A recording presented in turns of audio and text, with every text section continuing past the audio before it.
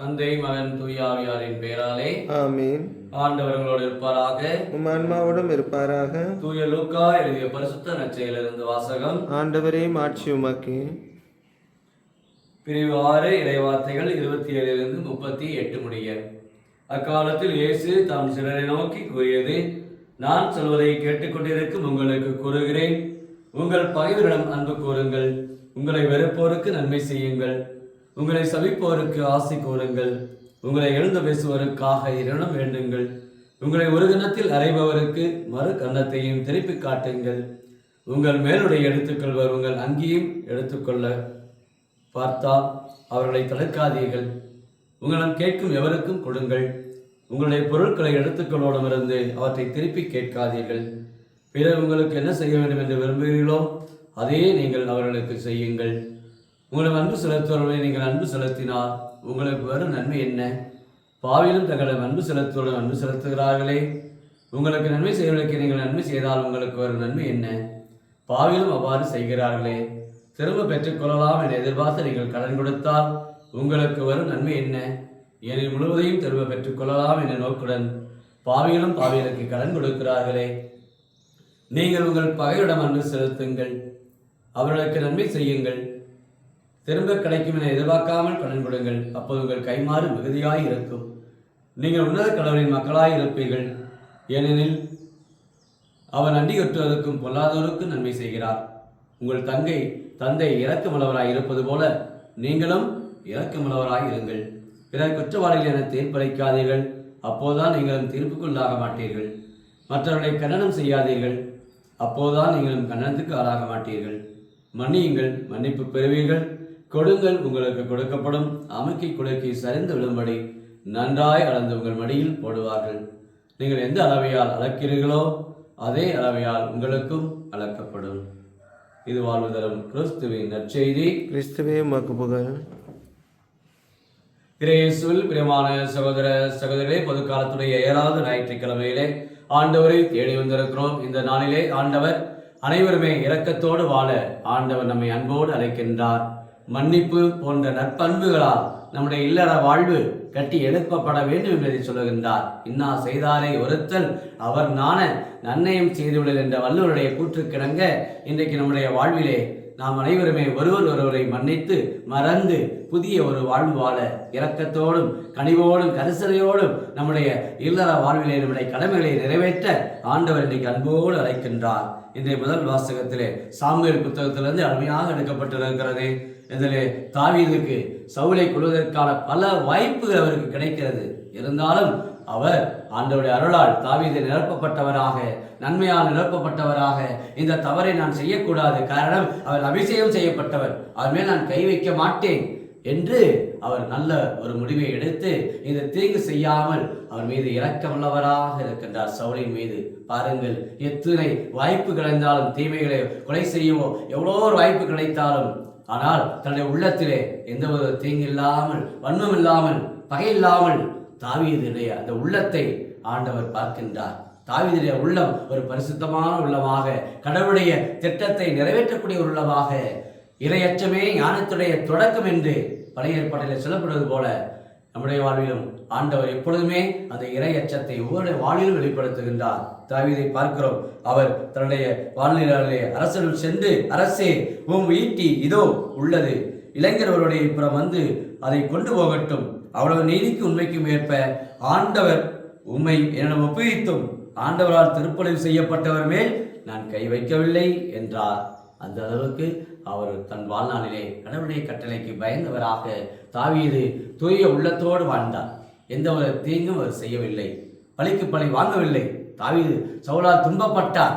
தன் வாழ்நாளிலே அவர் நினைத்திருந்தால் செய்திருக்கலாம், ஆனால் ஒரு நொடி பொழுது அவர் சிந்தித்து பார்த்தார். அவன் அபிஷேகம் செய்யப்பட்டவன், அர்ப்பணை செய்யப்பட்டவன், அவன் மேல் நான் கை வைக்கக்கூடாது என்று அவர் உணர்ந்தவராக, தன் வாழ்நாளிலே இறை விருப்பத்துக்கு பணிந்தவராக, தீயதை செய்ய மாட்டேன் என்ற ஒரு உயர்ந்த எண்ணத்தோடு வாழ்ந்தவர் தாவீது. அவருடைய அந்த எண்ணங்களிலே பார்க்கிற பொழுது 2ஆம் வாசகத்திலே கொரிந்திய மடலிலே அருமையாக குறிப்பிடுகின்றார். 2 வகையான இயல்பை பற்றி, ஆதாமுடைய அந்த இயல்பும் அதே சமயத்தில் விண்ணை சார்ந்த இயல்பையும் பற்றி அருமையாக பேசுகின்றார். ஆக மண்ணை சார்ந்த இயல்பிலே இன்றைக்கு பல வைராக்கியம், இன்னைக்கு மனச்சார்ந்த இயல்புகள் நம்மிலே இன்றைக்கு பல கோபம், ஏமாற்றம், விரக்தி, தனிமை போன்ற பண்புகளால் இன்றைக்கு கோப உணர்வோடு இருக்கிறோம். ஆனால் எப்பொழுது நம்முடைய அந்த விண்ணை சார்ந்த அந்த இயல்பு எப்பொழுது நம்முடைய வருகிறதோ அப்பொழுது நாம் நம்முடைய வாழ்விலே இறை வெளிப்பாடோடு இருப்போம். பிறரையும் நாம் ஏற்றுக்கொள்ள முடியும். அந்த உள்ளத்திலே பிற அந்த விண்ணக பண்புகளிலே நம்முடைய வாழ்விலே நாம் வாழ்வோம் என்பதை ஆண்டவர் அருமையாக அந்த இரக்க உணர்வு நம்மளை மேலோங்கி இருக்க வேண்டும். உன்னை தெரசம்மாள் சொல்வது போல நாம் அனைவருமே இரக்கத்தானே பிறந்தோம், இரக்கத்தோடு இருப்போம் என்று சொன்னது போல அந்த இரக்கம் வழி அல்ல, மாறாக நான் இரக்கத்தையே விரும்புகிறேன் என்று சொன்ன ஆண்டவருடைய வார்த்தை கேட்ப இயேசு பரிவுள்ளத்தோடு பார்த்தார், இரக்கத்தோடு பார்த்தார். நோயாளிகளை, உடல் முடியாதவர்களை, அவர்கள் அனைவருமே அன்போடு உன் பாவங்கள் மன்னிக்கப்பட்டன, எழுந்த நட என்று சொல்லி அவர்களை உற்சாகப்படுத்தி அவர்களுக்கு தேவையான எல்லா குறைகளையும் ஆண்டவர் நிறைவுபடுத்தினார். அந்த அளவுக்கு இயேசுடைய வல்லமை, இயேசுடைய வார்த்தை, கனிவான இரக்கம் நிறைந்த பார்வை, அவருடைய பார்வை, இரக்க நிறைந்த உள்ளம், அதைதான் பார்க்கிறோம். நம்முடைய வாழ்வில் இயேசுவை போன்று இன்றைக்கு நாம் வாழ வேண்டும் என்றால் நாமும் இரக்கமுள்ளவராக இருக்க வேண்டும் என்பதை இன்றைய நற்செய்தியிலே, லூக்கா நற்செய்தி நாம் பார்க்கிற போது இரக்கத்தின் நற்செய்தி என்று இந்த நற்செய்தி அழைக்கப்படுகிறது. லூக்கா ஒரு மருத்துவர், லூக்கா அவருடைய சீடர், அவருடைய தன் வாழ்நாளிலே அனைவரையுமே அன்போடும் இரக்கத்தோடும் இந்த நற்செய்தியிலே பார்க்கிறான். நோயோட வார்த்தை நோயாளியை பற்றி அருமையாக குறிப்பிடுகிறார். இயேசுவால் குணப்படுத்தப்பட்டார்கள், இயேசுவால் அற்புதங்களை பெற்றார்கள். நீதிமான்கள் அழைக்கல்ல, மாறாக பாவிகளையே அழைக்க வந்தார் என்று உடல் ஊனமற்றவர்கள், கைவிடப்பட்டவர்கள் அனைவரையுமே இந்த லூக்கா நற்செய்தியிலே நாம் பார்க்கிறோம். அந்த அளவுக்கு இரக்கத்தோடு இந்த நற்செய்தி அழைக்கப்படுகிறது. இயேசுடைய அந்த இரக்கத்தை லூக்கா ஆசிரியர் அருமையாக குறிப்பிடுகின்றார்.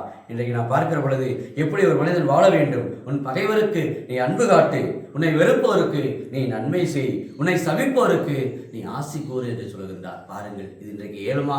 இதெல்லாம் இன்றைக்கு நடக்குமா? இதெல்லாம் முடியுமா? என்னை ஒருவன் வெறுக்கின்றான், அவரிடத்தில் எப்படி நான் என்னுடைய அன்பை கொடுக்க முடியும்? பழிக்கு பழி, கோபத்துக்கு மேல் கோபம், கொலை, கொள்ளை, இன்றைக்கு அநேக அக்கிரமங்கள், அநியாயங்கள் இன்றைக்கு அநேகமாக நடந்து கொண்டு இருக்கிறது. ஆனால் இயேசு சொல்லக்கூடிய பார்வை, உன்னை சபிப்போருக்கு நீ ஆசி கூறு என்று சொல்லுகிறார். இன்றைக்கு நிறைய குடும்பங்கள் சாபத்தால், இன்றைக்கு நிறைய குடும்பங்கள் இன்றைக்கு மனக்காயங்களால் இன்றைக்கு அநேக பேர் கட்டுண்டு கிடக்கின்றார்கள், நோய்களோடு இருக்கின்றார்கள். ஏன் இப்படி என்னால் மன்னிக்க முடியவில்லை, எப்படி நான் மன்னிப்பது என்று.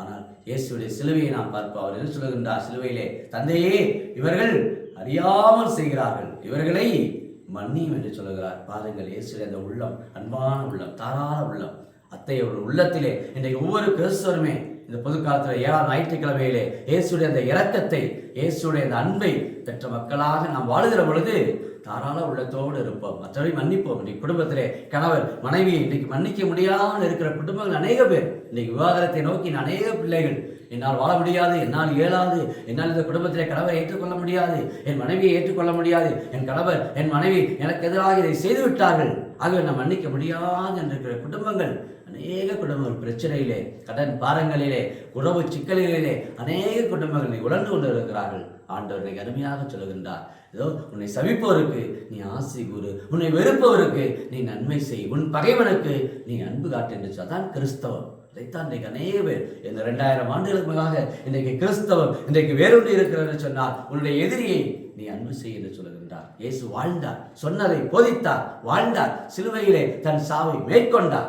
அத்தகைய அது இயேசுடைய அந்த உள்ளம், பகைகளை மன்னிக்கக்கூடிய உள்ளம் இன்னைக்கு நமக்கு வேண்டும் என்றால் உண்மையிலேயே நாம் இயேசுக்குள் பிள்ளையாக மாறுகின்றோம், இயேசுடைய சாட்சியாக மாறுகின்றோம், இயேசுடைய அந்த இறப்பு உயிர்ப்பிலே நாம் பங்கெடுக்கின்றோம். ஞாயிற்றுக்கிழமை இந்த திருப்பலியில வந்திருக்கின்றோம். பொது காலத்துடைய இந்த 7ஆம் ஞாயிற்றுக்கிழமை செய்தியானது நம்முடைய குடும்பத்திற்கு ஒவ்வொருவரையுமே நாம் இரக்கத்தோடு பார்க்க, ஒவ்வொரு மன்னிக்க. குறைகள் இருக்கலாம், எந்த மனிதனுக்கு இன்றைக்கு குறை இல்லை, குறையில்லாத மனிதன் யாரும் இல்லை. ஒவ்வொருவருக்கும் ஏதாவது உடல் அளவிலே, மனதளவிலே ஏதாவது ஒரு குறை இன்றைக்கு இருக்கத்தான் செய்யும். ஆனால் அந்த குறைகளை நாம் பெரிதுபடுத்தக்கூடாது, மாறாக அந்த குறைகளை புரிந்து அவர்களை மன்னித்து அரவணைத்து அன்போடு நாம் வாழுகிற பொழுது அது ஒரு கிறிஸ்துவுடைய ஒரு சமுதாயமாக, கிறிஸ்துவுடைய இறை ஆட்சியை நோக்கி நாம் பயணிக்க ஆண்டவர் இரக்கத்தோடு நம்மை அழைக்கின்றார். இதான் புனிதர்களுடைய வாழ்க்கையில் நாம் பார்க்கிறோம். நிறைய புனிதர்கள் தங்களை ஒடுக்கினார்கள், தங்களை ஆண்டவருக்கு அர்ப்பணித்தார்கள். அந்த இரக்கத்தோடு கரிசனையோடு தன் வாழ்நாளிலே அன்புக்காகவே வாழ்ந்தார்கள். புனித குழந்தை தெரசம்மாள் என் வாழ் முழுமையாய் அன்புக்காகவே என்று சொல்லி பல பருத்தியாகங்களை தன் வாழ்நாளில் மேற்கொண்டார். அத்தகைய ஒரு தூய உள்ளம், பரிசுத்தமான உள்ளம் இன்றைக்கு நம்ம ஒவ்வொருவருக்கு வேண்டும் என்றால் நாமும் கிறிஸ்தவத்துடைய மதிப்பீடுகள், கிறிஸ்தவத்துடைய விழுமியங்களை நாம் வாழ்வாக்க புறப்படுவோம். ஜெபிப்போமாக. அன்பின் பரலோக பிதாவே, அப்பா இயேசுவே, பொதுக்காலத்துல 7ஆம் ஞாயிற்றுக்கிழமைக்காக நாங்கள் நன்றி கூறுகிறோம் அப்பா. இந்த நாளிலே இதோ அந்த தாவீதுடைய உள்ளம் ஒரு தூய உள்ளமாக, எவ்வளவு வாய்ப்பு இருந்தும், கொலை செய்ய வாய்ப்பு இருந்தும் சவுலை அவன் கொல்லவில்லை. அபிஷேகம் செய்யப்பட்டவன், அவன் மேல் நான் கை வைக்க மாட்டேன் என்று ஒரு துணிவோடு, அந்த தவறை நான் செய்ய மாட்டேன், கொலை செய்ய மாட்டேன் என்று ஒரு துணிவோடு இருந்தது போல இன்றைக்கு அநேக பிள்ளைகள் தங்களுடைய வாழ்நாளிலே தங்களுடைய வார்த்தையால் பிறரை கொலை செய்யக்கூடிய அநேக பிள்ளைகள், தங்களுடைய சொல்லால் பிறரை அவமானப்படுத்தக்கூடிய பிள்ளைகள், பிறரை ஏளனப்படுத்தக்கூடிய பிள்ளைகள், பிறருடைய குறைகளை இன்றைக்கு பெரிதாக்கக்கூடிய பிள்ளைகள், இன்னைக்கு அநேக பிள்ளைகள் மன சஞ்சலத்தால், மன உளைச்சலால், இன்றைக்கு மன அழுத்தங்களால், அநேக கட்டுகளால், சாபங்களால் வாழக்கூடிய பிள்ளைகளை தொட்டு ஆசீர்வதிப்பீராக.